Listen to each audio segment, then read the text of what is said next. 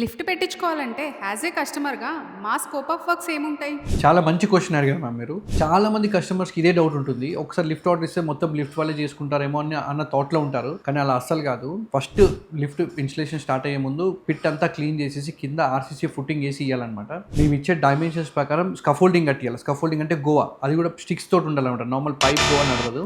దాని తర్వాత machine supporting beams వస్తాయి. దానికి చిప్పింగ్ చేసి ఇవ్వాలా. సిమెంట్ వర్క్ ఏముంటుందో అవంతా కస్టమర్ స్కోపే ఉంటుంది. అలాగే ఏమైనా చిన్న చిన్న చిప్పింగ్ వర్క్స్ ఉంటాయి. ఆ చిప్పింగ్ వర్క్స్ కూడా క్లయింట్ స్కోపే ఉంటాయి. ఎవ్రీ ఫ్లోర్ కి సిల్ లెవెల్ కి మీరు బల్గెట్ లైట్స్ ఇవ్వాలన్నమాట. టీమ్ అలా వర్క్ చేసుకోవడానికి. ఈ సివిల్ వర్క్స్ అన్ని అయిపోయిన తర్వాత కంప్లీట్ గా లిఫ్ట్ కి ఒక కోటింగ్ వైట్ వాష్, ఒక కోటింగ్ వైట్ పెయింట్ వేసుకోవాల్సి ఉంటుంది.